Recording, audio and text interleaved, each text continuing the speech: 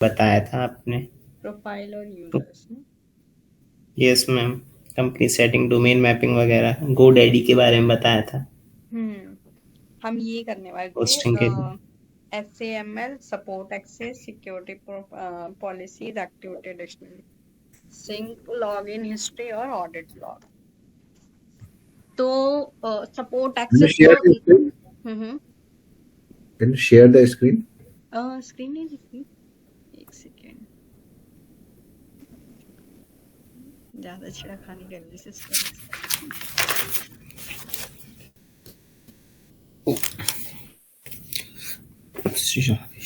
अभी विजिबल है?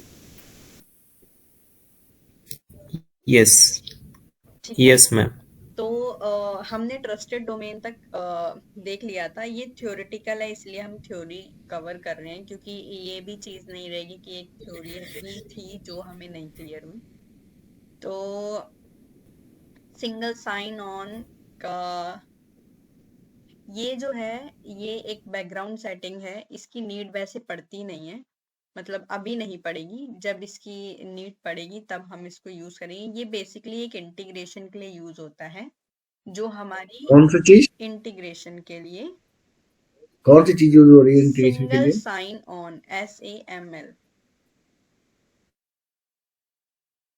ठीक है। तो इसमें क्या है, ये बेसिकली जब हम मेल के साथ इंटीग्रेशन करते हैं ना, या फिर आप डेटा भी एक्सपोर्ट इंपोर्ट करते हैं, जैसे कि बैकअप लेके अगर हम डालते हैं, तब ये यूज होता है। इसमें ज्यादा कुछ है नहीं, लेकिन ये बिना इंटीग्रेशन के मैं एक्सप्लेन नहीं कर पाऊंगी। बस इतना अभी इसमें क्लियर कर लो कि ये मेल के इंटीग्रेशन के लिए काम आता है। ठीक है। इसमें भी क्लिकिंग क्लिकिंग वाला सिस्टम है, हो जाता है वो। सपोर्ट एक्सेस यहाँ पे सिर्फ सपोर्ट एक्सेस के लिए है, जो आप जोहो के लिए जोहो से सपोर्ट लेते हो। और जोहो हमारे पास ना जोहो सपोर्ट के लिए काफी ऑप्शंस हैं। एक तो टोल फ्री नंबर है, आप मंडे टू फ्राइडे कनेक्ट कर सकते हो सपोर्ट के साथ, कॉल कर लो, कॉल करके आप अपनी क्वेरी पूछ सकते हो। वो आपको रिमोट सेशन भी देते हैं बिना उसके, मतलब आप अगर पार्टनर हो या नहीं हो, अगर आप एक यूजर भी हो और आपको प्रॉब्लम आ रही है, तो भी वो आपको एक सपोर्ट देते हैं। अगर आपको सिस्टम में डेवलपमेंट से रिलेटेड भी इशू आ रहा है, तो भी आप सपोर्ट से कनेक्ट कर सकते हो। तो ये बस यहाँ पे वो सपोर्ट के लिए ही है कि आप कब के लिए रिमोट सेशन बुक करना चाहते हो, और आप उसको सेव कर देंगे तो एक सपोर्ट एक्सेस के लिए टिकट रेज हो जाएगी। फिर वो आपका जिस भी मेल आईडी से ये अकाउंट एक्सेस है, उस मेल आईडी पे फिर आपको एक टाइम स्लॉट मिल जाएगा, और उस पे कन्वर्सेशन एक डेडिकेटली पर्सन मिल जाएगा आपको। फिर आप उससे कनेक्ट करके अपना जो भी प्रॉब्लम है वो आप प्रॉब्लम डिस्कस कर सकते हो जोहो टीम के साथ।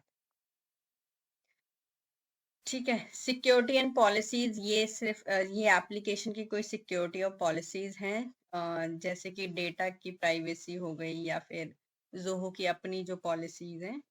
तो यहाँ पे आप वो जोहो की भी रख सकते हो, और अपनी क्रिएट करनी है अपनी भी क्रिएट कर सकते हो। तो ये यहाँ पे जैसे ये सिक्योरिटी पॉलिसीज ये सब जोहो की है। अब इसको आप अनेबल भी कर सकते हो और नहीं भी कर सकते हो, ये ऑप्शनल है। जैसे 2 स्टेप वेरिफिकेशन है लॉगिन के लिए, अगर आपको यूज करना है जोहो CRM का, जैसे एडमिन का एक्सेस है किसी के पास, तो आप ये 3 के थ्रू आप कर सकते हो। यानी कि 2 स्टेप वेरिफिकेशन कर सकते हो, पासवर्ड पॉलिसी रख सकते हो, मतलब स्ट्रॉन्ग पासवर्ड रख सकते हो। उसके बाद MFA होता है, यानी कि वो OTP के थ्रू होता है। ठीक है। Phone by using phone notification जाता है। अलाउ IP से भी होता है ये। IP भी आप रिस्ट्रिक्ट कर सकते हो कि हाँ सेलेक्टेड IP पे ही ये लॉगिन होगा, अनदर कहीं पे भी लॉगिन नहीं होगा। यहाँ पे मेंशन है रिस्ट्रिक्ट IP। तो IP हम यहाँ पे रिस्ट्रिक्ट करते हैं कि कुछ IP जैसे यहाँ पे नहीं होना चाहिए मेरा सिस्टम लॉगिन। बाकी आप कस्टम ऑथराइजेशन भी बना सकते हो अगर आपको बनाने हैं तो, मतलब कुछ ही इसमें दिए हुए हैं, ज्यादा नहीं है। जैसे आपने जो यूजर्स बनाए हैं, जो आप यूजर बना रहे हो, उनको अगर आपको एक्सेस और 2 स्टेप वेरिफिकेशन के लिए एक्सेस देना है, तो आप वो भी दे सकते हो।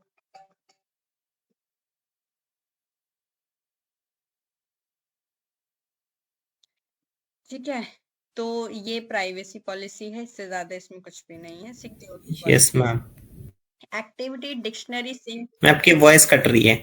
यार ऐसे कटनी तो नहीं, अभी आ रही है, शायद कॉल आई थी इस वजह से हो सकता है। अब जिगल हो रही है मैम, जिगल हो रही है मैम आपकी वॉइस। लग रहा है नेटवर्क इशू लगा है। आ रही है मैम, अब आ रही है। हाँ, वो कॉल की वजह से हो गया होगा। यस। थोड़ा सा मैं मिस कर गया, थोड़ा सा एक बार फिर से अगर कौन पता सा चल जाए। वाला? Security policies. अभी जो पिछले 1-2 मिनट में, क्योंकि थोड़ा सा नेट डिस्कनेक्ट हो गया। सिक्योरिटी पॉलिसीज वाला या फिर उसके बाद वाला? SAML के बाद, SAML में जो बताया था आपने ना कि मेल के साथ जो इंटीग्रेशन करने के लिए काम आता है। ठीक है, सिक्योरिटी पॉलिसी मैंने उसके बाद बताया है। जैसे आप सिक्योरिटी पॉलिसीज पे जाओगे तो यहाँ पे हमारे पास ये कुछ पॉलिसीज होती हैं। पॉलिसी क्या है? वो पासवर्ड को लेके सिक्योरिटीज हैं हमारे पास। सिक्योरिटीज में बेसिकली जो चीजें हैं वो यही है। एक तो पासवर्ड पॉलिसी है, यानी कि आप स्ट्रॉन्ग पासवर्ड रख सकते हैं, कैपिटल है, स्पेशल कैरेक्टर है, वो वाली।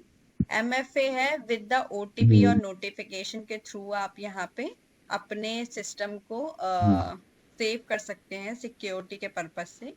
ठीक है, OTP के थ्रू होता है और जिसे हम बोलते हैं 2 स्टेप वेरिफिकेशन। ठीक है, अलाउ आईपीज क्या होते हैं? अलाउ आईपीज में हम रिस्ट्रिक्ट करते हैं आईपी को। आईपी रिस्ट्रिक्ट करने का मतलब है कि आप किसी लोकेशन का पर्टिकुलर एक एड्रेस है जहाँ पे आपने रिस्ट्रिक्ट कर दिया है कि यहाँ पे मेरा सिस्टम ऑन ही नहीं होना चाहिए। ठीक है, तो वो उस आईपी के लिए रिस्ट्रिक्ट कर देगा, वो आईपी ये सेम यूआरएल हिट नहीं कर सकता। ये चीज बताइए।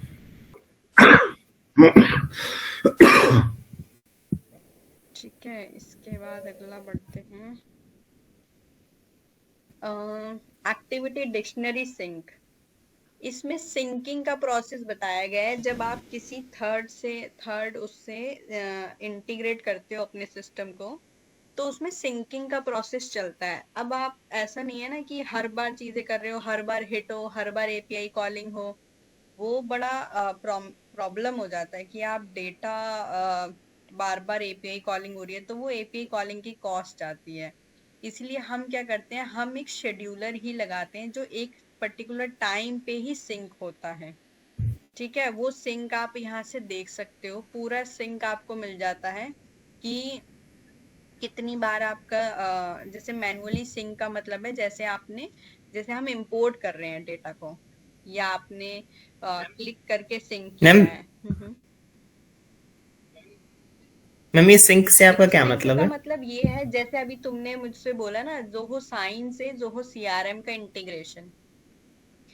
तो जो डॉक्यूमेंट हम्म। तुम भेज रहे हो यहाँ से जोहो साइन के थ्रू किसी कस्टमर के पास, तो वो एक सिंकिंग प्रोसेस ही तो हो रहा है ना बीच में, जोहो साइन से सीआरएम के बीच में, कि वो डेटा इधर भेज रहा है, ले रहा है, वो एक सिंकिंग हो रही है। ठीक है, यस उसी यस मैम। उसी को हम सिंकिंग वर्ड यूज करते हैं यहाँ पे। तो सिंकिंग बेसिकली क्या होती है? जब आप एनालिटिक्स, तुमने मेरे से पूछा था, शायद तुमने पूछा था, नहीं किसी और ने पूछा था। एनालिटिक्स में क्या होता है, आप रिपोर्ट जनरेट करते हो, तो वो अलग अलग सिस्टम से तुम जैसे सीआरएम से उठा लिया, रिक्रूटर से उठाया कैंडिडेट, तो आप क्या कर रहे हो, रिपोर्ट जनरेट कर रहे हो। अब रिपोर्ट में ऐसा होता है, आपको चाहिए एकदम तुरंत डेटा आ जाना चाहिए, तभी तो वो करेक्ट रिपोर्ट बनेगी। अगर मेरा रिपोर्ट यस। तुरंत नहीं आएगा, इसका मतलब कि मेरे सिस्टम में डेटा ज्यादा दिखाई देगा और रिपोर्ट में डेटा कम दिखाई देगा। उसके हिसाब से तो मेरा जो रिपोर्ट है वो गलत आएगी। अगर मेरा सिंकिंग प्रोसेस सही नहीं होगा तो वो रिपोर्ट गलत बनेगी। उसी को हम सिंकिंग प्रोसेस बोलते हैं।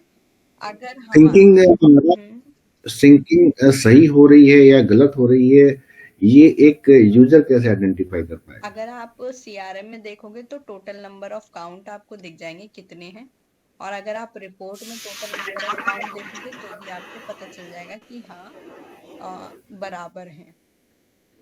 उसके बाद बिहाफ ऑफ स्टेटस पे आप अलग अलग काउंट चेक करते हो, कि जैसे अब मैंने एक ओपन लीड देख ली, तो मैं सीआरएम में देखूंगी कितने नंबर ऑफ ओपन लीड है, क्योंकि आप फिल्टर लगा के देख सकते हो, इजी है। आप फिल्टर लगा के इधर रिकॉर्ड चेक करो और उधर रिकॉर्ड चेक करो, अगर मैच आ रहा है यानी कि सिंकिंग प्रोसेस करेक्ट हुआ है। अगर नंबर कम ज्यादा है या टोटल रिकॉर्ड में से रिकॉर्ड्स कम हैं, तो आपको फिर वो फाइंड करना पड़ेगा कि ऐसा क्या प्रॉब्लम है जो रिकॉर्ड मेरे करेक्ट नहीं है। तो वो चीजें होती हैं, इसीलिए हम सिंकिंग का करते हैं, क्योंकि अब सिंपल सी चीज है, अगर आप मैनुअली देखोगे तो बड़ा हेडेक वाला काम है। हाँ, वो तो है ही, यहाँ क्योंकि आप सिर्फ लिमिटेड डेटा पे काम नहीं कर रहे हो, you have a bulk of data. हाँ, क्योंकि यहाँ पे हम लाख 2 लाख डेटा की भी बात नहीं कर रहे हैं, यहाँ हम करोड़ों के डेटा की बात कर रहे हैं, क्योंकि सिस्टम हम बना ही बहुत लॉन्ग डेटा के ले रहे हैं। ऐसा नहीं है बहुत छोटे से डेटा के लिए हम सिस्टम बना रहे हैं, तो करोड़ों में डेटा यहाँ पे पड़ा है।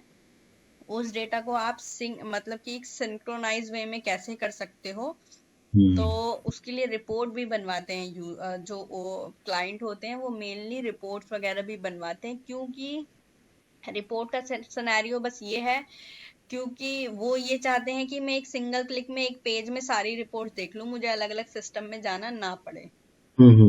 तो उसमें अगर प्रॉपर सिंकिंग होगी तो उसको सब कुछ करेक्ट दिखाई देगा। क्योंकि अगर मैं क्लाइंट की बात करूं, अगर मैं बोलूं आपसे, एप्पल का जो ओनर है, अब उसके पास इतने सारे काम है, वो सिस्टम में नहीं देखेगा कि कितने लीड आई हैं, कितने फोन बिके हैं, कितने नहीं बिके हैं। उसको टोटल कन्वर्जन से मतलब है कि मेरा इस साल में कितना प्रॉफिट आया है, उसको बस उससे मतलब है। अच्छा। तो जब हम बहुत बड़े लेवल की बात करते हैं ऑर्गेनाइजेशन में, तो हम उनको सिर्फ टोटल काउंट देखना होता है। वो कुछ सिलेक्टेड फिल्टर मांगते हैं कि हाँ ये फिल्टर की मुझे रिपोर्ट चाहिए, जैसे कि मंथली हो गई, उसको मंथली देखनी है, क्या प्रॉफिट क्या लॉस है, कितना लगाया कितना। तो मेनली मेजर अगर एक बिजनेस के माइंडसेट से देखोगे तो मेजर चीजें ये होती हैं, लेकिन अलग अलग बिजनेस ओनर के अकॉर्डिंगली अलग अलग चीजें होती हैं। जरूरी नहीं है हर कोई प्रॉफिट लॉस देख रहा है, कुछ लोग हैं कि अपने वेंडर्स का भी निकाल के देखते हैं। तो उसके अकॉर्डिंगली हमें अलग अलग सिनेरियो में रिपोर्ट्स बनानी होती हैं। ठीक है, तो सिंकिंग का प्रोसेस बस यही है कि आप जब भी थर्ड पार्टी के साथ इंटीग्रेशन करते हो, तो जो डेटा हम मतलब इधर उधर कर रहे हैं या एक्सपोर्ट इंपोर्ट कर रहे हैं, तो वो जो है सिंक्रोनाइजेशन एक टूल है, जिसके अकॉर्डिंगली हम यहाँ पे चेक कर रहे हैं कि हमारा डेटा प्रॉपर तरीके से सिंक हो रहा है या नहीं हो रहा है। और यहाँ पे आपको सारी सिंकिंग जितनी भी हुई है वो सब डेटा मिल जाएगा कि हाँ इस तरीके से सिंकिंग हुआ है, और इस तरीके से दिखता है डेटा। जब आप इसको डाउनलोड करके अनेबल करोगे तो इस तरीके से आपको सब दिख जाएगा, किस यूजर का कितना रोल है, कितना सिंकिंग प्रोसेस हुआ है नहीं हुआ है। जो रिकॉर्ड छूट भी जाते हैं वो भी दिखाई दे जाते हैं, लॉग हिस्ट्री में आपको सब दिख जाता है। Okay okay. ठीक है, जैसे ये लॉग हिस्ट्री है। लॉग हिस्ट्री में बेसिकली लॉग इन यूजर्स की हिस्ट्री दिखाई देती है। लॉग इन की मतलब कितने यूजर्स लॉग इन हैं, कितने डिलीट हैं, किसने कितने टाइम पे लॉग मतलब सिस्टम को लॉग इन किया है, और कितने टाइम तक उस लोकेशन में वो सिस्टम लॉग इन रहा, कब लॉग आउट हुआ, वो सब चीजें दिखती हैं।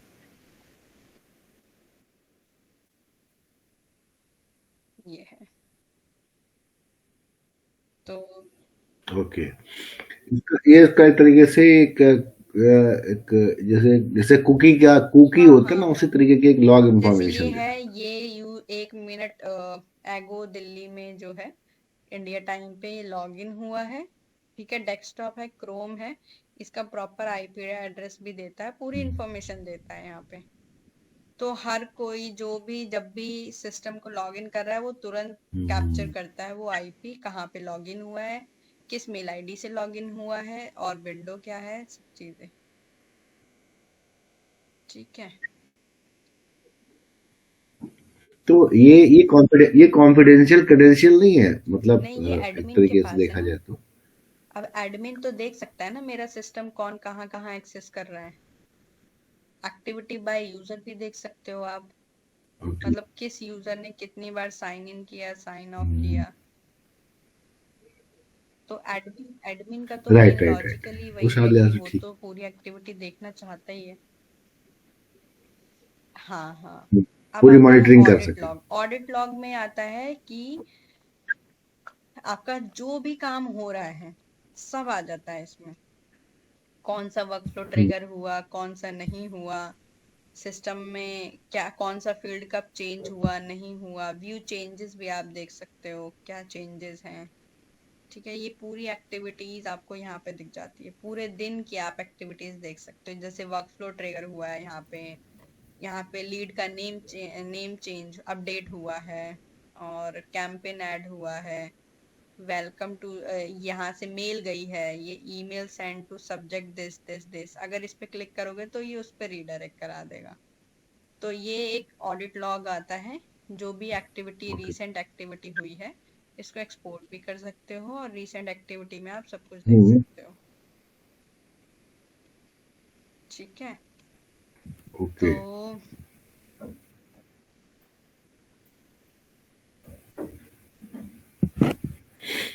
ये हो गया ऑडिट लॉग्स। तो हमारा जो सिक्योरिटी कंट्रोल है उसमें बस इतनी ही चीजें हैं, ये सिर्फ पता होना चाहिए। यूजेस इनके कुछ भी नहीं होते हैं। ठीक ओके। है, डोमेन का यूज होता है मेनली कॉन्फ़िगर करने के लिए। अच्छा, प्रोफ- प्रोफाइल, ऊपर जो हाँ वाले हाँ, जो पॉइंट्स थे पर्सनल ज्यादा यूज इंपॉर्टेंट होते थे, हैं, वो भी हम प्रोफाइल्स, तभी रोल्स करते एंड होते हैं शेयर। जब हम पूरा एप्लीकेशन को रेडी कर देते हैं और लाइव करने की कंडीशन पे होते हैं, तब हमारे प्रोफाइल और यूजर्स और रोल्स एंड शेयरिंग बनते हैं, और तभी हमारा डोमेन इंटीग्रेट होता है। ओके। ठीक है, ये सब लास्ट के पार्ट होते हैं, डेवलपमेंट के बाद के पार्ट। ठीक है, डन। अब आते हैं ओके चैनल्स ओके पे। ओके। चैनल्स में सबसे पहला काम है ईमेल का। ईमेल का इंटीग्रेशन है यहाँ पे। इंटीग्रेशन भी नहीं है, मतलब इंटीग्रेशन तो हम वैसे ही कर रहे हैं उसमें।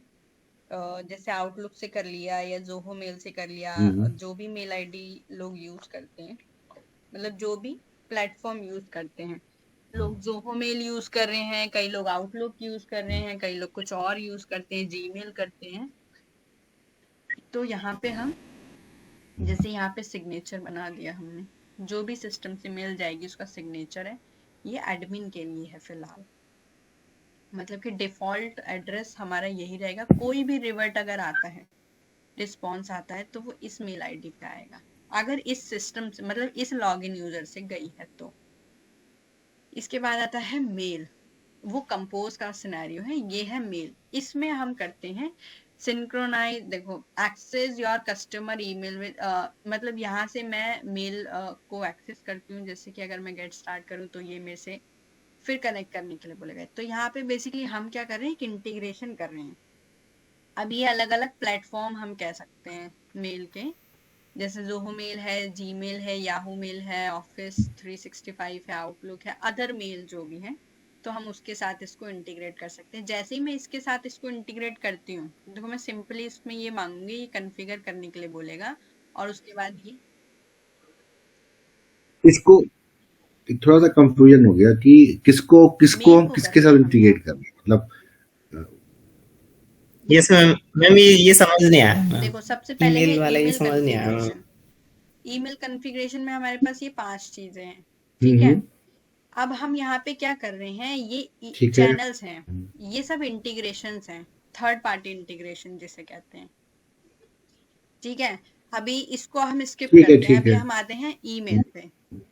तो सबसे पहले हमें ईमेल का इंटीग्रेशन करना हम्म। होगा। जैसे कि मैं आपसे बोल रही थी कि आप लीड पे अगर जाते हो तो लीड पे आपको ईमेल का ऑप्शन दिख रहा है, वहां पे आप ईमेल कर रहे हो। तो उस मेल करने के लिए उस पे आप किसी भी मेल आईडी पे अगर मेल कर रहे हो तो आपके पास अपनी मेल आईडी का इंटीग्रेशन होना चाहिए, तभी तो आप अपनी मेल से किसी और को मेल भेजोगे ना, वही मेल तो आपको आपके इनबॉक्स में दिखाई देगी। नहीं, जैसे ये जो जीमेल हम करते हैं तो हम कहाँ सिर्फ एक लॉगिन आईडी क्रिएट करते हैं बस, उसके बाद हम कहाँ किसी चीज से इंटीग्रेट करते हैं, वो जिसको आप हम भेजना अपने चाहते हैं सेल्फ भेज के लेते लिए हैं, करते और हो। जो जब आप सिस्टम को यूज कर रहे हो तो आप सिस्टम में से ही मेल भेज रहे हो ना। आप ऑफ अच्छा। कॉलेज की मेल आईडी है, जैसे मैं बताती हूँ, कॉलेज में छुट्टी का जो मेल आता है वो सबको एक बार में चला जाता है, पर्सनली तो नहीं भेजते ना, ना तो वो सीसी हम्म। में रख के भेज रहे हैं किसी को। तो ये काम तो इसके थ्रू हो सकता है, जैसे हमारे यहाँ होता है कि एक जैसे मान लिया कि सारे फैकल्टी का एक ग्रुप बना हुआ है, तो वो एक ग्रुप पे ग्रुप भेजते हैं का और सबके सिनेरियो, बाद अच्छा अपने आप ठीक पहुंच है, जाती है। मैं इसी को बताती हूँ। अगर ग्रुप है तो ठीक है। मैम हम्म, मैम आउटलुक के थ्रू भी तो चला हाँ, जाता है बल्क में बल्क में चला जाता डेटा। है, लेकिन लिमिट होती है, 200 से ज्यादा जा नहीं सकती मेल। तो हम इसके थ्रू हाँ, इसमें जा आप सकती है। इसमें भी लिमिट होती है, ऐसा नहीं कि आप मतलब बल्क में कितनी भी हजारियों मेल भेज दोगे, इसमें भी लिमिट है। अगर आपको और लिमिट लेनी आप बता होती रहे है। थे, आप बताइए, वो हाँ, ग्रुप का देखो बताए ग्रुप थे में क्या सिनेरियो, है, मेल ग्रुप में ग्रुप का। आपको पता है कि हाँ ये पर्सन है, इनको ही मुझे अपडेट करना है, हम्म, तो मैंने एक ग्रुप में मेल भेज दी। और ग्रुप में आपको ये भी पता होता है कि हाँ ये भी है, ये भी है, ये भी है। जैसे सीसी और बीसीसी वाला सिनेरियो होता है, ये क्लियर है। बीसीसी और हम्म। सीसी, सीसी वाले में होता है हाँ। कि हाँ हम आपको एक दूसरे का दिख रहा है मेल आईडी कि हाँ मेरे साथ साथ इन लोगों को भी ये मेल गई है, क्योंकि आप उसमें जब ओपन करोगे तो हम्म, उसमें सब कुछ दिखता है कि हाँ ये इनको भी मेल हम्म, गई हुई है। लेकिन यहाँ पे अगर आपको हम्म, पर्टिकुलर सेपरेटली मेल भेजनी है, तो अब आप ऐसा थोड़ी ना सिस्टम छोड़ के आउटलुक पे जाओगे फिर आप देखोगे। अब जैसे कि ये छोड़ते हैं, अब जैसे ये लीड है, ठीक है, अब ये हम्म, कस्टमर मेरा है एक, यही कस्टमर की मैं बात करती हूँ जिसमें test@gmail.com।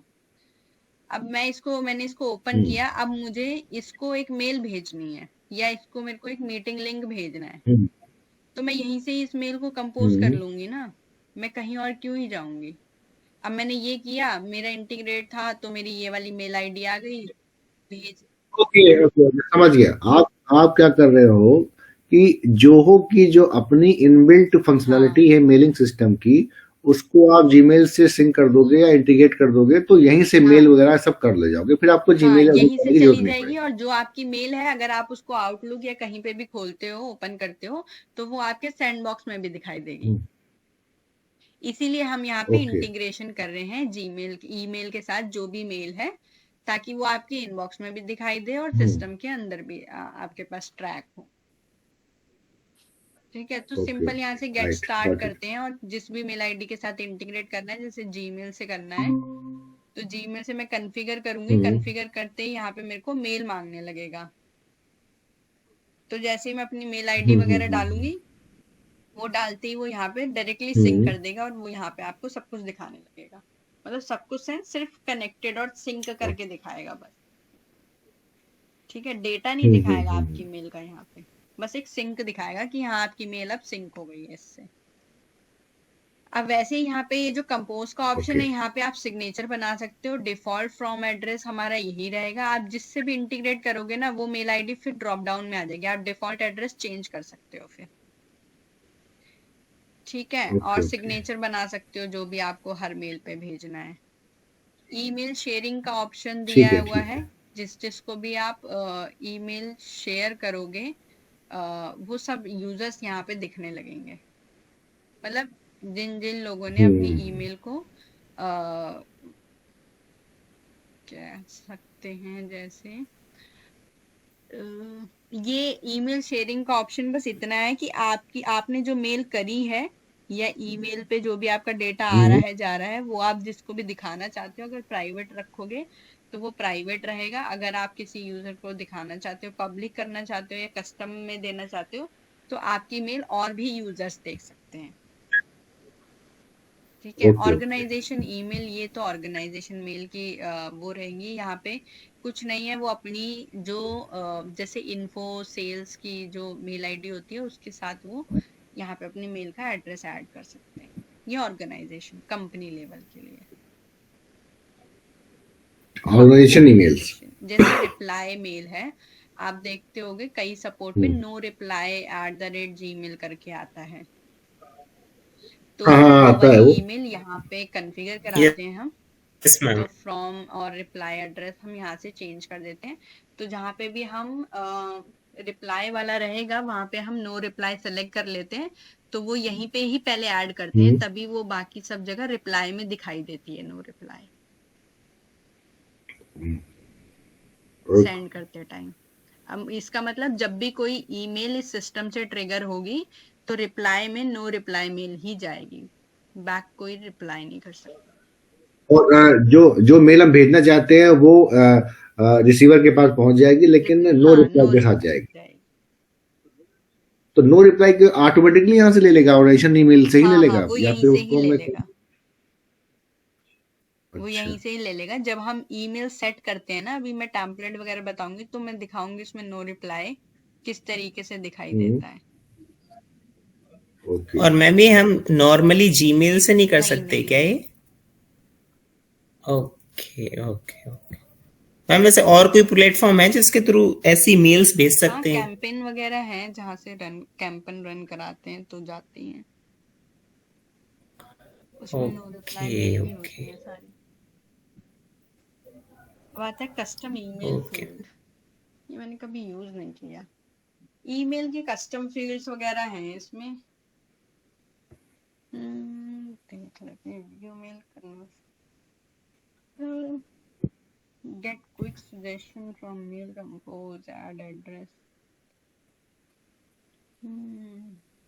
add more data to existing।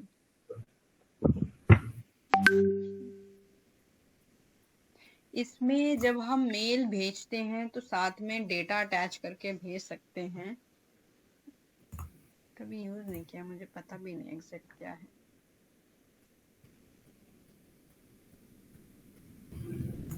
अच्छा, ईमेल इसकी मैम कॉन्फ़िगरेशन मैम है। नीड नहीं होती क्या इसकी? क्या? इसकी नीड नहीं होती क्या?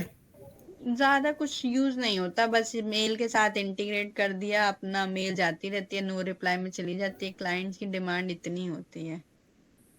मुझे जहां तक समझ में आ रहा है कि इसमें जैसे जनरली जो हम क्लाइंट को एक स्टैंडर्ड या एक कॉमन मैसेज जो भेजते हैं, तो वो उसको हम यहाँ से सेट कर सकते हैं ताकि अ, उन सभी क्लाइंट्स को एक जैसा एक मैसेज चल जाए। मैं बताती हूँ, जो हमारा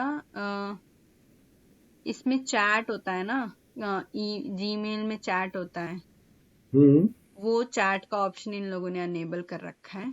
जीमेल या जिसमें भी जैसे ग्रुपिंग चैट वगैरह होती है तो आप वो अनेबल करके वो यूज कर सकते हो। वो क्योंकि वो कन्वर्सेशन बोल रहे हैं ना, सिंक ईमेल कन्वर्सेशन, वो हम्म। चैट के थ्रू ही वो कन्वर्सेशन होती है।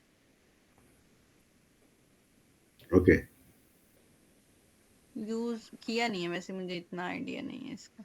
हम्म। ईमेल पार्सर आ जाते हैं, बीसीसी बॉक्स। ईमेल पार्सर वही है जो आप यहाँ से मेल सेंड करते हो, वो सारी मेल सेंडिंग, मतलब जो भी सेंडिंग मेल होती है वो सब आपको यहाँ पे दिख जाएंगी, जो भी आपकी सिस्टम ये में। कहाँ से आया ऑप्शन? ये हम अभी पहले ईमेल कॉन्फ़िगरेशन पे थे, अब हम ईमेल पार्सर, अच्छा, पार्सल, जो ठीक भी है। मेल जाती है वो यहाँ पे दिख जाती है। बीसीसी वाली यहाँ पे दिख जाती हैं। हम्म। ठीक है, ईमेल डिलीवरी का मतलब कौन सी गई है कौन सी नहीं गई है वो सब दिखेगी।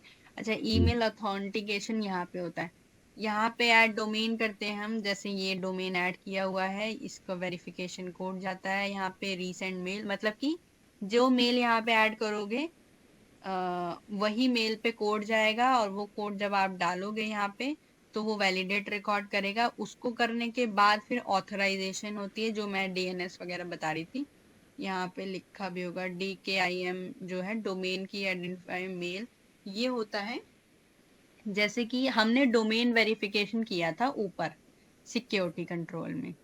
अब डोमेन वेरिफिकेशन अलग होता है, ईमेल ऑथेंटिकेशन अलग होता है। ठीक है, ईमेल में क्या होता है, ईमेल जब आप यहाँ से वेरीफाई कर देते हो, ऑथराइज कर देते हैं जब हम, तो आपकी ईमेल जैसे कि आप यहाँ से ईमेल भेज रहे हो तो जो आपके इनबॉक्स में दिखाई दे रही है वो तब तक ही दिख सकती है, जब तक वो तभी दिखेंगी जब आप यहाँ से ईमेल ऑथराइजेशन कर दोगे। ये SPF और DKIM की जनरेट होती है, जिसके थ्रू जब वो आप अपने डोमेन यानी कि GoDaddy में जो मेल वाली सेटिंग है उसमें जाके DKIM की जब वहां पे अपडेट करोगे तो वो ऑटोमेटिकली सिंक हो जाएगा और यहाँ पे सक्सेसफुली वैलिडेट लिखा हुआ आ जाएगा। जब ये वैलिडेट हो जाएगा इसका मतलब अभी देखना इस वाले सिस्टम में क्या होगा, अभी मैं मेल सेंड करूंगी तो कुछ प्रॉब्लम आएगी। अगर ये मेरा सक्सेसफुल होता है तो वो प्रॉब्लम नहीं आती है। तो वो आउट ऑफ द मेल नहीं, मतलब आउट ऑफ द मेल जैसे अभी हम भेजेंगे तो वो जाएगी नहीं, लेकिन अगर ये वैलिडेट रहेगा तो वो मेल चली जाएंगी। ठीक है, तो ईमेल ऑथराइजेशन करवाना बहुत जरूरी होता है ईमेल सेंड करने के लिए। ठीक है, इसमें कुछ नहीं है, बस डोमेन वाली आपको ईमेल ऐड करनी है। वो भी कौन सी, जो जो डोमेन है, डोमेन ऐड करी है जो आपने, उसी डोमेन की जो मेल आईडी होगी वो ही आपको ऐड करनी होगी, उस पर ओटीपी वगैरह जाएगा तो ही वो वैलिडेट होगा। ऐसा नहीं हो सकता कि आप जीमेल वगैरह की वैलिडेट कर लो। ठीक है, क्योंकि जीमेल में डोमेन नहीं होती है। ठीक है, और उसका आपके पास कोई भी डीकेएम मतलब ये की नहीं होती है, तो जब तक ये की नहीं होगी आप वो अपडेट नहीं कर पाओगे। फिर आते हैं ईमेल रिले में। ये सर्वे की सेटिंग है, ये जब आप डेटा पुश एंड पुल करते हो, जैसे ये लिखा है बल्क मेल आईडी के लिए। तो जैसे कई लोग अपना सर्वर बदलते हैं, आप जैसे अभी सोच रहे थे, अभी आप हम मेल आईडी जीमेल पे काम कर रही है अभी यूनिवर्सिटी, तो अब अचानक से यूनिवर्सिटी ने सोचा कि अब हमारी मेल जो है वो बहुत ज्यादा हो रही है, अब हम एक काम करते हैं आउटलुक ले लेते हैं। तो आउटलुक में पुराना वाला जो डेटा है वो भी तो वहां भेजना पड़ेगा ना, तो वो उसके लिए होता है कि बल्क में आप सर्वर चेंज कर रहे हैं, न्यू सर्वर डाल के उसमें चेंज। ये सारे आपको डैशबोर्ड पे रिपोर्ट दिख जाती है। ठीक है, ईमेल इंटेलिजेंस, ये भी कभी नहीं था मैंने, अनसब्सक्राइब लिंक भी नहीं है। ये वो है अनसब्सक्राइब लिंक जो आप यहाँ पे डिफॉल्ट डाल सकते हो और वो आप अपनी ईमेल में यूज कर सकते हो लिंक। जैसे इसका नेम आपने ये डिफॉल्ट दिया है, तो कई जगह खाली मेल जो जा रही है आप वहाँ पे अपनी साइट का लिंक दे सकते हो और ईमेल में अटैच करके शेयर कर सकते हो। अभी ये अटैच करना मैं बताऊंगी कैसे हम अटैच करते हैं ईमेल में, जब हम टेम्पलेट्स पढ़ेंगे। ठीक है, तो मेन इसमें जो मेजर चीज है वो हमारे पास सिर्फ कॉन्फ़िगरेशन से रिलेटेड है, जिसमें भी आप यहाँ पे ईमेल ऑथराइजेशन करते हो। मेन चीज हम पहला काम हमारा ईमेल इंटीग्रेट करने का होता है। ईमेल इंटीग्रेशन के बाद हमारा यहाँ पे आ जाते हैं इंटीग्रेशन वाले पार्ट पे ऑथराइजेशन होता है। बस ये दो चीजें इसमें मेन है, इसके अलावा ज्यादा कुछ है नहीं, वो तो रिक्वायरमेंट पे डिपेंड करता है और कुछ ईमेल में नहीं है। इसके बाद टेम्पलेट आती है बस मेल में जो इम्पोर्टेंट है। इसके बाद आता है टेलीफोनी। टेलीफोनी का इंटीग्रेशन होता है जिसको हम बोलते हैं आईवीआर इंटीग्रेशन। ये क्या होता है, जैसे आप सिस्टम के थ्रू आपने देखा है बीपीओ में जैसे हेडफोन लगा के कॉल उठाते हैं, सिस्टम से कॉल उठाते हैं और सिस्टम से ही कॉल काट देते हैं। तो उसके लिए क्या होता है, हम अपने सिस्टम के साथ इंटीग्रेशन करते हैं एक आईवीआर सिस्टम का। जैसे कि मैंने एग्जांपल दिया था बायोमेट्रिक का। बायोमेट्रिक का इंटीग्रेशन और टेलीफोनी का या आईवीआर का इंटीग्रेशन एक ही चीजें हैं। ठीक है, वहां पे हम क्या कर रहे हैं, चेक इन चेकआउट लेते हैं। टेलीफोनी में हम क्या कर रहे हैं, कॉल को पिक कर रहे हैं। जैसे कि ये लीड है जैसे हमारे पास, तो इस पे जो नंबर है उसमें कॉल का बटन आ रहा है, बन के बाहर आ रहा है। ये जैसे ही मैं इस पे क्लिक करूंगी तो ये कनेक्ट कर देगा। अभी मेरे पास कोई आईवीआर नहीं है, यानी कि फोन पिक करने के लिए या फोन डिस्कनेक्ट करने के लिए कोई टूल इंस्टॉल नहीं है मेरे पास। अगर होता तो मैं ये मुझे वहां पे रीडायरेक्ट कर देता और फिर मैं सिस्टम से ही कॉल उठा लेती। आईवीआर मीन्स आईवीआर होता है जो लैंडलाइन हो गया, जैसे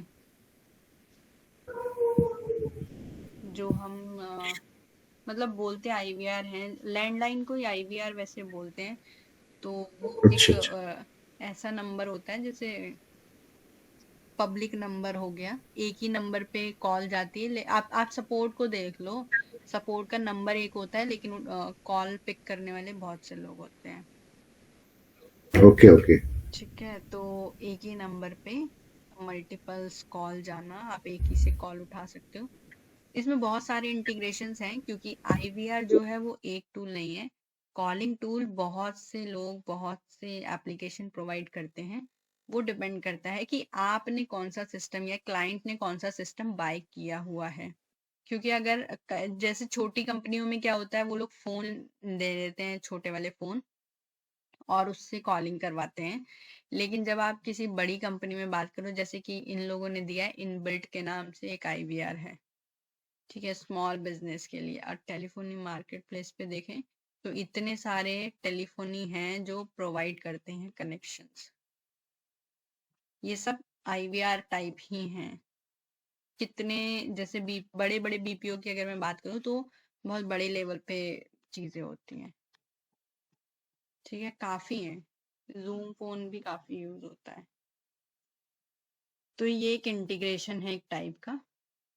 ये काफी लेंदी प्रोसेस भी नहीं है, मतलब है तो 2-3 घंटे का ही इंटीग्रेशन है। लेकिन इसके लिए आपके पास एक टेलीफोन का ऑलरेडी अकाउंट क्रिएटेड होना चाहिए, तभी आप कनेक्ट कर सकते हो। ऐसे ही सेम बिजनेस मैसेजिंग का है। इसका इसका रियल टाइम में कोई यूज होता हाँ, है, मतलब इसमें रियल यूज टाइम होता है ना। एप्लीकेशन? जैसे अब ये जो एप्लीकेशन है ये बनी तो एक सेल्स टीम के लिए ही है। अब जैसे यहाँ पे डेटा आ गया है सिस्टम में, अब बंदा क्या करेगा, यहाँ से हम्म डायरेक्ट कॉल लगाएगा और सीधे सिस्टम से ही बात करनी शुरू कर हम्म। देगा। अब उसको कहीं फोन में नंबर डायल नहीं करना है, अच्छा, उसको करने नहीं पड़ेंगे। डायलिंग वगैरह सीधे करने की यहीं से जरूरत नहीं रीडायरेक्ट है। करके कॉल लगा देगा, और जैसे ही वो यहाँ से जितनी देर भी कॉल चलेगी वो टाइमिंग, जैसे इसमें है अभी एक कॉल, तो जितनी देर भी कॉल चलती है ना, उस यहाँ पे सारी रिकॉर्डिंग, जैसे ये कॉल ड्यूरेशन है। अच्छा, ये खोल ले। यहाँ पे ना कॉल ड्यूरेशन आ जाती है, रिकॉर्डिंग आ जाती है उस कॉल की। उस कॉल पे जितनी भी बातें होती हैं, जैसे कॉल ड्यूरेशन यहाँ पे 10 मिनट की दी हुई है। और जब आप कॉल पे बात करते हो ना, तो यहाँ पे वॉइस रिकॉर्डिंग आ जाती है, जो भी बात करी हुई होती है यहाँ पे, ठीक है। तो वो बेनिफिट है कि आप कभी भी किसी की भी उठा के देख सकते हो, और वो नोट में भी लिखा हुआ आ जाता है। वो हाँ हाँ, रिकॉर्डिंग आ जाती है, और रिकॉर्डिंग भी आ नोट में जाती है उसके लिखा अंदर? हुआ आ जाता है क्या बात हुई है। किसी को अगर रिकॉर्डिंग नहीं सुननी हो तो वो नोट में देख सकता है कि क्या बात हुई। अपने नोट आप ये अपने अपना आप जनरेट करता है या फिर हम लिख देते मतलब हैं वो उसको? एक ऑडियो भी भेज देता है और एक रिटन नोट भी अच्छा। बना देता है। तो जिसे पढ़ना है वो पढ़ ले, जिसे सुनना है वो वेरी सुन गुड। ले। मैम वैसे मैम इसकी बैक एंड प्रोसेस क्या होती है? एक स्पेसिफिक नंबर पे बहुत सारे लोग कॉल करते हैं और बहुत सारे उठा भी लेते हैं। जैसे कस्टमर केयर का नंबर हो गया ना, उस पे मल्टीपल लोग कॉल वही करते हैं और स्पेशल्स मल्टीपल नंबर लोग होते हैं, उठाते जैसे भी हैं। सपोर्ट के नंबर होते हैं वो बेसिकली। उसमें क्या होता है, वो ना फॉरवर्डिंग सिनेरियो लगा हुआ होता है। वो ना एक क्यू में चलती हैं कॉल, और वो जैसे कि हमने एक क्यू में जा रही है, अब जैसे जैसे कॉल पीछे से आती रहती है, वो जो भी सिस्टम यानी कि जो भी कॉलिंग IVR है, जो भी फ्री होता है वो कॉल उस पे जाके गिर जाती है। तो बेसिकली क्या होता है, यहाँ पे कॉल क्यू में लगी होती है। जब आप सपोर्ट को कॉल लगाते हो तो वो वेटिंग पे डालता है शुरू में। तो जैसे ही कोई भी IVR या सिस्टम फ्री होता है, वो तुरंत उससे कनेक्ट कर लेता है। पहले वो सिस्टम को फ्री देखता है। अगर कोई सिस्टम फ्री नहीं होगा तो आपकी कॉल कनेक्ट होगी ही नहीं। तो ये बस यही सिस्टम है, यस मैम। फॉरवर्डिंग वाला ही सिस्टम है। क्यू में लगी हुई होती हैं कॉल्स। नंबर वाला लॉजिक तो बस यही है कि ये लोग स्पेशल नंबर बाय करते हैं। वो अलग ही नंबर होते हैं, वो सपोर्ट नंबर बोल के ही लेते हैं, और उसमें वो फॉरवर्डिंग सिस्टम ही लगाते हैं। अब वो कैसे लगाते हैं वो तो मुझे भी नहीं पता है। Yes ma'am, yes. ओके, अब गॉट आता इट है मैम। Business messaging. ये व्हाट्सएप से इंटीग्रेशन है, और इसमें क्या है, मैंने ना वैसे व्हाट्सएप का इंटीग्रेशन अभी तक किया नहीं है जोहो CRM में। किया मैंने इसलिए नहीं है क्योंकि अभी इन्होंने जो दिया है सिनेरियो, वो ये कह रहे हैं कि पहली चीज तो नंबर भी हम देंगे, ठीक है, जोहो ही नंबर देगा, ठीक। और दूसरा सिनेरियो कि बिजनेस व्हाट्सएप होना चाहिए, बिजनेस व्हाट्सअप होना चाहिए, और वो जो नंबर है या तो सपोर्ट मतलब कि ज़ोहो प्रोवाइड करेगा नंबर, क्योंकि वो अपना ही नंबर देंगे व्हाट्सअप इंटीग्रेशन के लिए। अगर आपका है तो आपको पहले कंफर्म करना पड़ेगा, क्योंकि अगर आपने एक बार इंटीग्रेशन उस नंबर से कर दिया और इंटीग्रेशन नहीं हुआ तो दोबारा उस नंबर से इंटीग्रेशन नहीं हो सकता ज़ोहो में। तो इसमें कुछ ये ड्रॉबैक, ये अभी आया है फीचर जल्दी में, पुराना नहीं है, तो इसीलिए इसमें थोड़ा सा प्रॉब्लम आ रहा है, इसलिए मैंने आज तक किसी भी कस्टमर को सजेशन नहीं दिया है। और आने वाले टाइम में शायद ये लोग बेहतर कर लें, नेक्स्ट अपडेट में जो भी डालेंगे। तो बाकी डायरेक्ट इंटीग्रेशन है, आप सीधे सीधे इंटीग्रेट कर सकते हो इसको। देखो व्हाट्सएप जो है आपका बिजनेस अकाउंट होना चाहिए, फेसबुक से वेरीफाई होना चाहिए आपका जो भी है, और नंबर जो है रजिस्टर्ड बिजनेस अकाउंट से होना चाहिए, फोन नंबर जो भी आपके हैं, बस ये। बिजनेस अकाउंट वाला व्हाट्सएप नंबर हाँ, होना चाहिए। सेम नंबर के साथ ही आप इंटीग्रेट कर सकते हो। तो ये कुछ चीजें हैं, बाकी तो डायरेक्टली इंटीग्रेट हो जाता है, अब तो इतना नहीं आता। सेम एसएमएस के लिए है अब यहाँ पे ना ये सारे एक सिंगल क्लिक के ही आप देख रहे हो कि बहुत सिंगल हाँ क्लिक हाँ। पे बटन से अनेबल किया, आईडी पासवर्ड डाला और इंटीग्रेट हो गया, बहुत इजी सा लग रहा है। तो ये बहुत इजी है इंटीग्रेशंस, क्योंकि ये एक बेसिक नीड है किसी भी ऑर्गेनाइजेशन की, इसीलिए So it's all about the integration with different devices or हाँ। numbers or mails, है अब ना? वही आप देखो, मुझे आपके पास एक सिस्टम है, आप कितनी चीजें इंटीग्रेट कर रहे हो उसके साथ। आपने मेल इंटीग्रेट किया पहले, फिर आपने फोन इंटीग्रेट किया, फिर आप मैसेज इंटीग्रेट किया, मतलब सोशल मीडिया इंटीग्रेट किया, अब आप मैसेज सोशल मीडिया से कर रहे हो, हाँ, मैसेज सोशल मीडिया से कर रहे हो, मेल से कर रहे हो, हाँ, चैट से कर रहे हो, तो इट्स ऑल अबाउट द वही इंटीग्रेशन। वही। तो अब आप खुद सोचो ना, आप इतने सारे इंटीग्रेट करने के बाद इस सिस्टम को कितना स्ट्रांग बना दोगे कि हाँ, डेफिनेटली। जो भी हाँ, इसमें आपके आपके आपका जो ये जो प्लेटफॉर्म है सीआरएम, हम्म ये आपके लगभग सभी सोशल मीडिया प्लेटफॉर्म से भी कनेक्ट हो गया, मेल आईडी से भी हो गया, हाँ कस्टमर से हो गया, तो कहने का मतलब है कि कम्युनिकेशन का जो एक प्रोसेस है वो बहुत आसान हो गया। हाँ। एक सिंगल अब आपको एक अलग अलग भागने की नीड नहीं है, अब आप यस एक यस सिस्टम में ही सब चीजें ट्रैक कर सकते हैं, देख यस सकते हैं, और आपके पास पूरी हिस्ट्री भी है। यस यस क्योंकि यस अगर देन आपके यू पास कैन एम्प्लॉय होते हैं तो उनका आप पर्सनल नंबर देते हो, पर्सनल मेल आईडी देते हो, सब चीजें आप अपनी देते हो। तो जब अपनी चीजें दे रहे हो तो अपनी चीजें ट्रैक करने में क्या प्रॉब्लम आती है? डेफिनेटली डेफिनेटली क्योंकि बंदे का पर्सनल तो आप कुछ नहीं ले रहे हो ना, उसका पर्सनल नंबर नहीं ले रहे हो आप। जो अगर सेल्स वाली टीम है तो उसको पर्सनल नंबर दिया जाता है, क्योंकि उसका अपना नंबर तो आप यूज नहीं कर रहे हो। मैसेजिंग के लिए भी जो भी सपोर्ट का नंबर है वही यूज होता है। अगर मैं ईमेल की बात करूं तो ऑफिशियल मेल आईडी ही होती है, जब भी बंदा आता है उसकी मेल आईडी बनती है, वो ही उसको मिलती है। तो आप अपनी चीज ही उसको दे रहे हो और उसको ही ट्रैक कर रहे हो कि वो मेरी चीज के साथ तो कुछ इलीगल नहीं कर रहा है ना, तो आपके पास पूरा ट्रैक है। यस अब मैम। अब यहाँ पे एसएमएस वाला सिस्टम है, जो मैसेज आपको आता है टेक्स्ट मैसेज, आप उसके साथ इंटीग्रेट कर सकते हो। अच्छा ये भी हाँ, क्योंकि एसएमएस की भी सर्विसेज होती हैं, इनके भी थर्ड पार्टी टूल होते हैं, दिखा देती हूँ।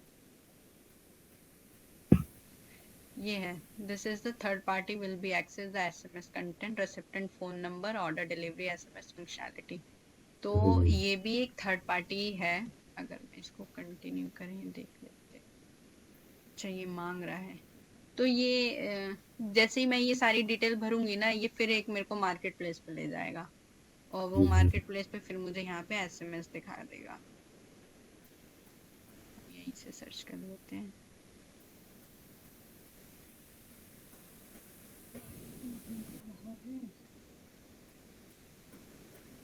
अब ना जैसे ये चीजें, ये तो हम यहाँ पे देख रहे हैं, अगर आप इसका मार्केट प्लेस खोलोगे ना, सब मिल जाएगा, सारे एक्सटेंशन मिल जाएंगे आपको गूगल के साथ। तो बहुत सारे हैं इसमें, सब कुछ मिला, मतलब आप सर्च कर सकते हो। जैसे आप जोहो के, मैं क्लिक करूं तो जोहो के सारे एप्लीकेशन मिल जाएंगे मेरे को, जिसके साथ इंस्टॉल करना है बस सेटअप करके आईडी पासवर्ड डालो, डायरेक्ट कनेक्ट है।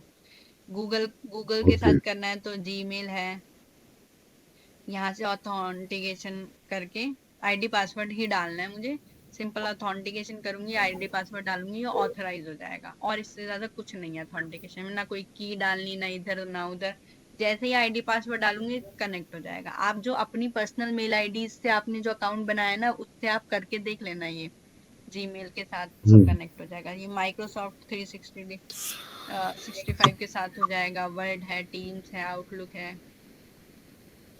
तो ऐसा ऐसा नहीं लगता कि चूंकि हम एक सीआरएम के साथ जो भी एक अपनी ईमेल आईडी सिंक कर रहे हैं, तो एक इसके लिए अलग से ही एक ईमेल आईडी या जीमेल जीमेल आईडी बना ली जाए, इसीलिए क्योंकि मैंने बोला था शुरू में, आप एक डमी मेल आईडी बना लेना, जिससे आप ये सीआरएम भी लॉगिन कर लो और वो ही से सारे टेस्टिंग भी कर लेना। Okay okay. उसमें फीचर्स बहुत कम होते हैं लेकिन। हाँ, लेकिन ये वाले फीचर्स हैं उसमें, इसीलिए कह रही हूँ। क्योंकि ये आप अगर इस वाले सिस्टम में मैं बताऊं करने के लिए, तो मैं इसमें नहीं कर सकती कुछ भी लॉगिन, क्योंकि ये डेमो अकाउंट है और ये किसी और पार्टनर का है, तो हम इसमें ज्यादा कुछ छेड़खानी कर नहीं सकते। ठीक है। और ये फिर एसएमएस का ही है, ये भी थर्ड पार्टी इंटीग्रेशन है। ये आपके पास जो भी देखो, जो भी आपसे जो भी इंटीग्रेशन कराएगा ना, वो आपको क्रेडेंशियल भी देगा।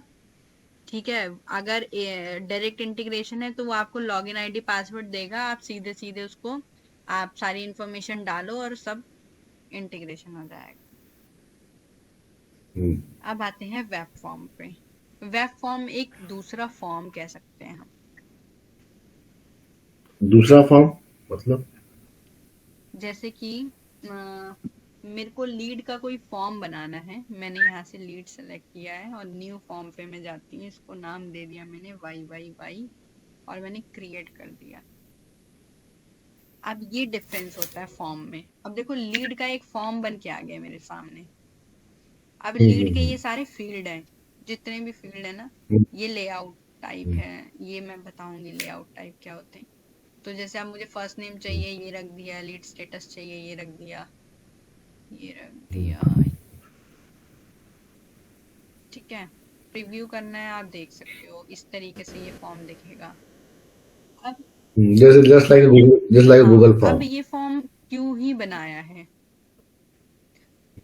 अब यस मैम, होगा क्या इससे इस लेकिन? फॉर्म को आप पब्लिक कर सकते हो URL पे किसी भी।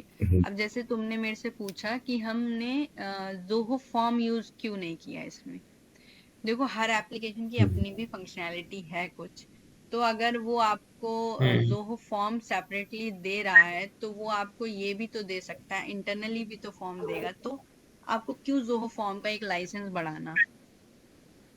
क्योंकि यस एक मैम। बंदा अगर सोचो, तुम एक ओनर हो, तो अब तुम ये कहोगे ना, यार मैंने सीआरएम खरीदा, अब मैं जोहो फॉर्म भी खरीदूं। फिर आप मेरे से बोलोगे कि इंटीग्रेशन करना है, तो जोहो फ्लो भी खरीद के दो।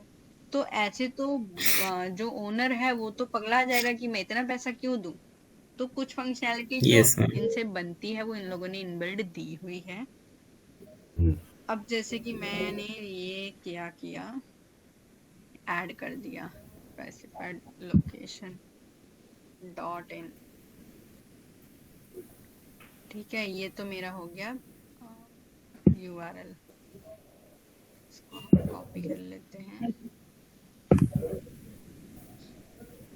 अब रीडायरेक्ट हमें थैंक यू पेज पे भी कराना है बाद में। जैसे ये रिकॉर्ड हम सबमिट करेंगे, तो हमारा क्या होगा, थैंक यू रिस्पॉन्स आ जाएगा। ठीक है, यूजर्स यही रहेगा, टैग नहीं देना है।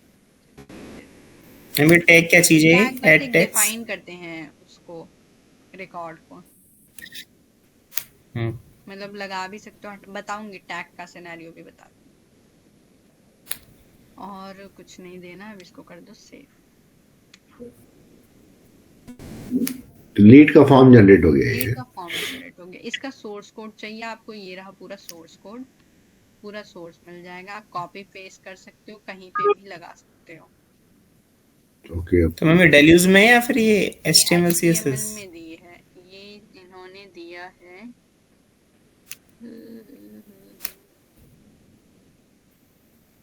ये इन्होंने दिया तो HTML में है। Form ID. HTML और CSS। हाँ है तो HTML CSS में, नॉर्मल स्क्रिप्टिंग लैंग्वेज है। हाँ नॉर्मल दिया, नहीं तो XML में भी दे देते हैं ये लोग। पर मैम इससे होगा क्या इससे? देखो इसमें एम्बेडेड भी दिया है, एम्बेड कोड। आप ये कॉपी करो और कहीं पे भी लगा दो, जैसे अपनी वेबसाइट पे लगा दिया तुमने। ठीक है, अब तुम अपनी वेबसाइट में अगर ये वाला फॉर्म लगा ओके दोगे तो जो भी डेटा वहां एंटर होगा वो ऑटोमेटिकली यहाँ आ जाएगा। अगर मैंने ओके यहाँ ओके। लिंक उठाया, मैं इस लिंक को कॉपी करूँ और यहाँ पे मैंने लिंक कॉपी पेस्ट किया, एंटर किया, फॉर्म खुल के आएगा। अब मैं अगर यहाँ पे UI डाला है, ठीक है,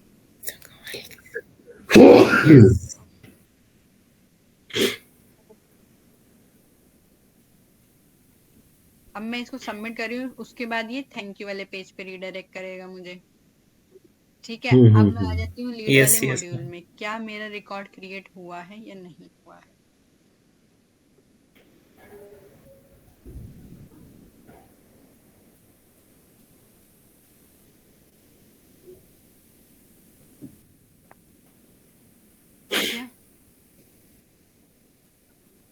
आ गया आ गया। कितना यस इजी है। मैम। अब आपके पास कितने सारे ऑप्शन इन्होंने दिए हुए हैं कि आप लिंक यूज कर सकते हो। तो मैम आप इससे लीड्स क्रिएट होती हाँ, होंगी, क्योंकि इससे लीड ऐसे वाला लीड्स क्रिएट फॉर्म कर सकते यूज हैं? किया है हमने। ओके ओके क्लियर हुआ। अब इसमें सारे ऑप्शन है, QR कोड से भी आप कर सकते हो। ये रहा QR कोड, आप इसको स्कैन करना और एक फॉर्म ओपन होके यस आएगा, मैम। आप उस फॉर्म को फिल करो और सबमिट कर दो। यस मैम, ये तो बढ़िया चीज है ठीक मैम, है, ये आपके तो। पास 5 चीजें हैं, आप कैसे भी इस फॉर्म को एक्सेस यस कर मैम। सकते हो। ठीक है, इसको हम वेब फॉर्म बोलते हैं। ये बनाए कोई अलग अलग ओके भी, मैम। जैसे अभी ये लीड का किया था तो इसके अंदर जितने भी मॉड्यूल्स हैं ना, सब हैं इसमें, तो आप किसी का भी बना सकते हो। ठीक है, इसके बाद है यस मैम। A/B testing. जैसे ये टेस्टिंग वाला सिनेरियो है, जैसे आपको कोई टेस्ट क्रिएट करना है, बना लेते हैं।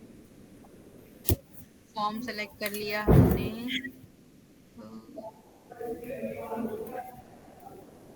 वाई वाला फॉर्म अभी बनाया था क्या?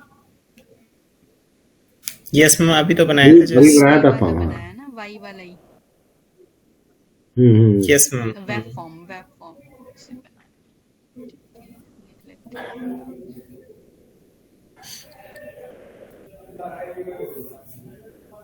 ये इसका ओरिजिनल फॉर्म है, ये इसका वेरिएंट है। इसका बैकग्राउंड कलर, पर मैम ये है क्या ही भी टेस्टिंग? A/B टेस्टिंग में ना ये लोग ऑप्शन देते हैं, वो दिया नहीं है।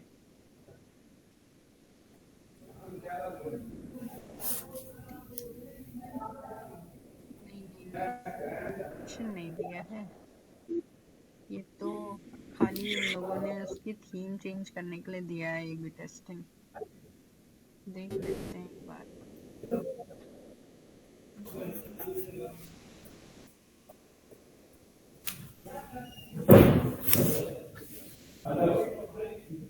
कंपेयर डिफरेंट, अरे हाँ, ये खाली लेआउट वगैरह क्या है, आप कलर कॉम्बिनेशन और फील्ड का छोटा बड़ा साइज, टेक्स्ट फॉर्मेट, वो सब चेक कर सकते हो बस। ये क्वेश्चन वाला A/B टेस्टिंग नहीं है, ये सिर्फ ये है कि जो भी आपने वेब फॉर्म बनाया है वो एक नॉर्मल टेक्स्ट फॉर्मेट में है, उसको अगर आपको कोई लेआउट या डिजाइन देना है तो आप इसमें कलर कॉम्बिनेशन, इसके थ्रू दे सकते हैं। डिजाइनिंग दे सकते हो, जो भी वेब फॉर्म बनाया है उससे। ये ऑटो रिस्पॉन्स। इसको इससे तो हम ये भी कर सकते हैं, जैसे मान लिया कोई कस्टमर है तो उसको हमने QR कोड शेयर कर दिया, वो अगर मुझे रिव्यू लेनी है उससे, तो सिर्फ QR कोड शेयर कर दिया, उसको स्कैन करके अपनी डिटेल भरेंगे तो हमारे इस CRM पोर्टल पर वो डेटा आ जाएगा।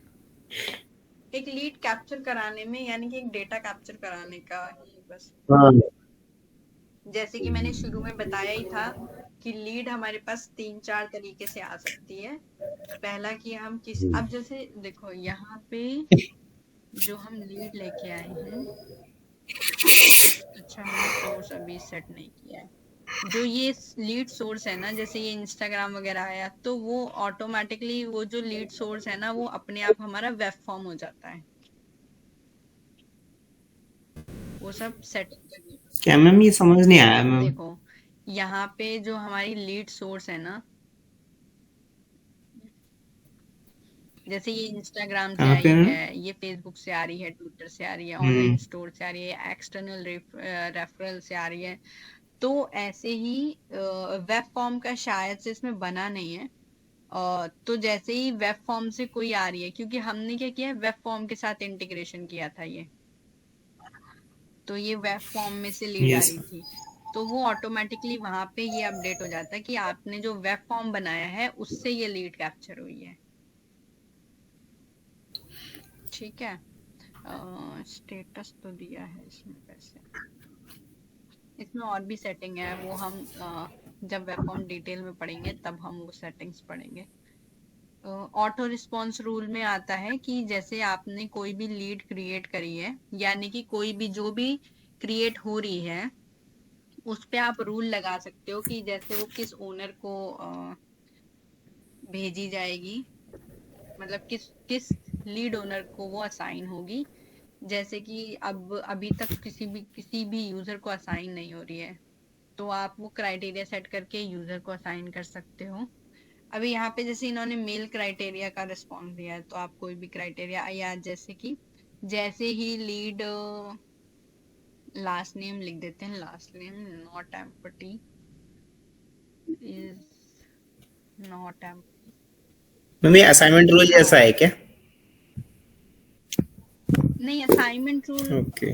नहीं है, मतलब यहाँ से सिर्फ जैसे कोई भी बंदा लीड क्रिएट कर रहा है, जैसे जो भी तुमने वेब फॉर्म बनाया है, तो कोई भी तुम्हारी लीड क्रिएट कर रहा है, तो हम्म। अब जैसे कि तुम उसको मेल भेजना चाहते हो, जैसे ही सिस्टम के अंदर लीड आई, अब आपको एक मेल भेजनी है कि congratulation your lead has successfully enter in our system.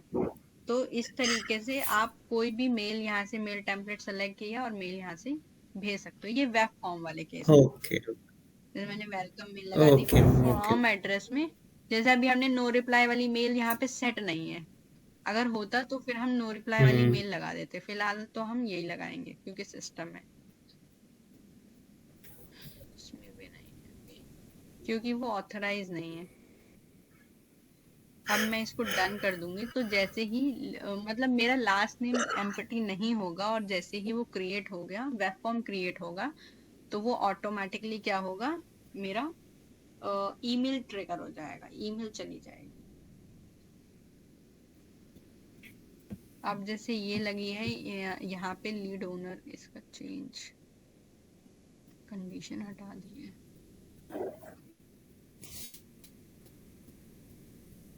ये है ना टेस्टिंग वाले सिनेरियो में, मतलब सिस्टम पेड नहीं होता है तो बहुत सी चीजें अटक जाती हैं। हम्म।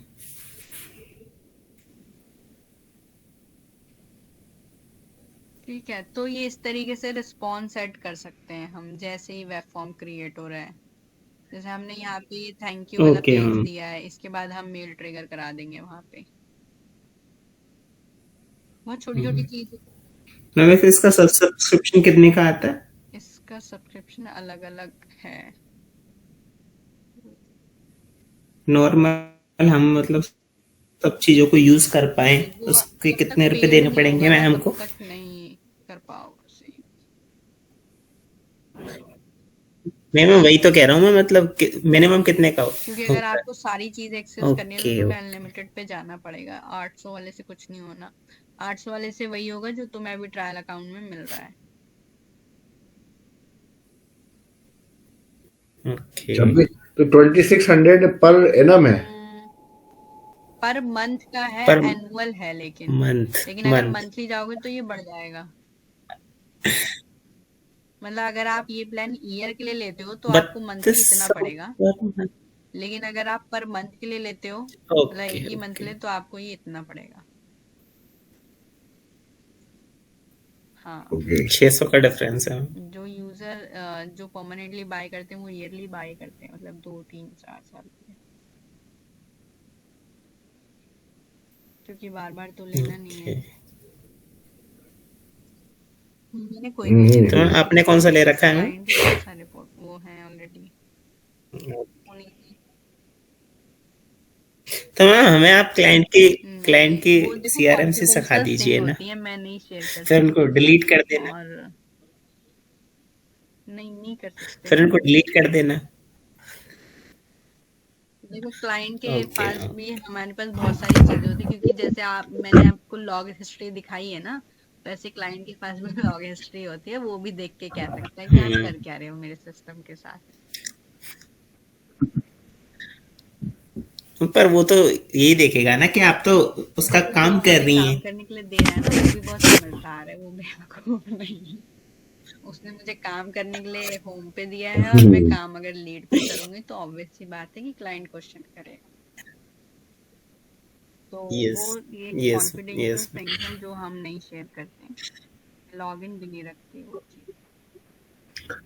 तो इन जनरल क्या होता है जब भी हम कभी मतलब जैसे एज ए डेवलप करते हैं, तो सीआरएम का ये जो परचेज है हाँ ये हाँ, क्लाइंट ये ही करता क्लाइंट है, हम उस आपको पे वर्क देगा करते बाय हैं, ऐसा करके, होता आईडी पासवर्ड देगा, आप सिंपली लॉगिन करना और सिंपल आपको सेटअप करना धीरे धीरे।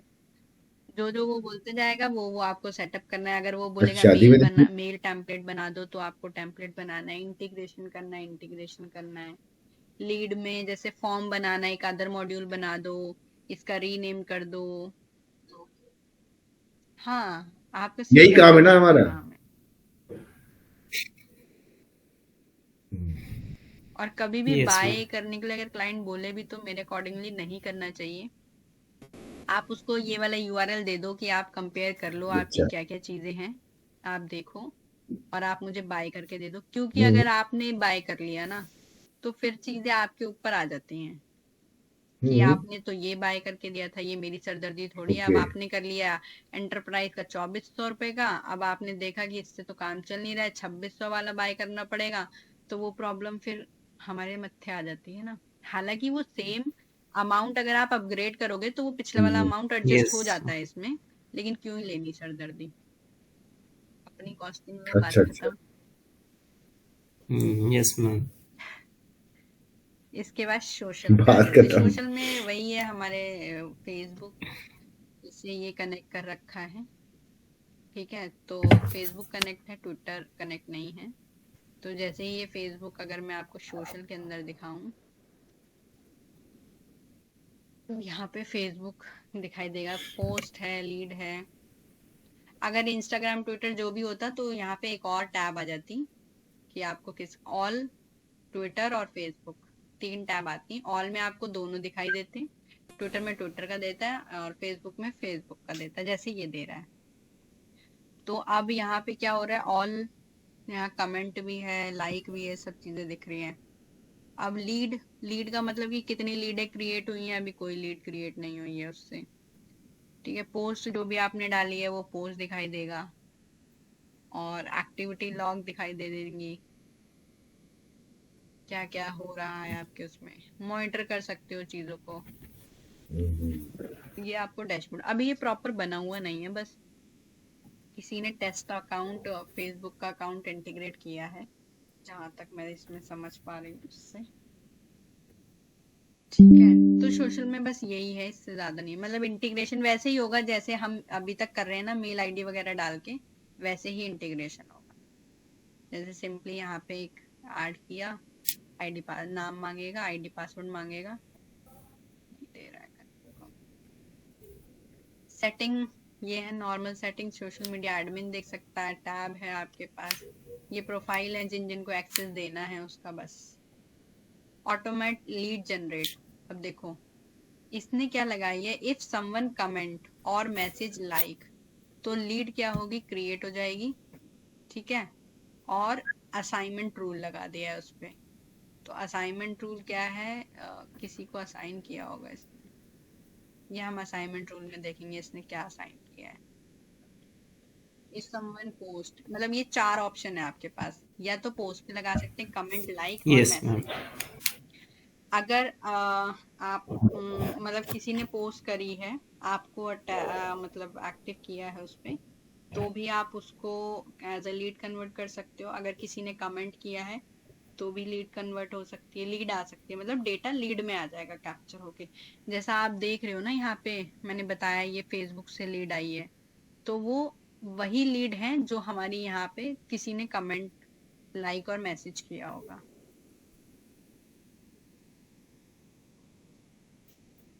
हाँ, सारा डेटा नहीं, अच्छा, कोई सारा कमेंट डेटा करेगा नहीं, देन उसकी मेनली प्रोफाइल का ईमेल सारा और डेटा नंबर, नाम आता निकाल है। के लीड एज अ वो लीड भी में दे तब देगा आएगा जब हमको। आपकी प्रोफाइल या अकाउंट पब्लिक होगा। अगर प्राइवेट अकाउंट है और ये ओ, इन्फॉर्मेशन नहीं है तो वो नहीं आएगा, ब्लैंक आएगा।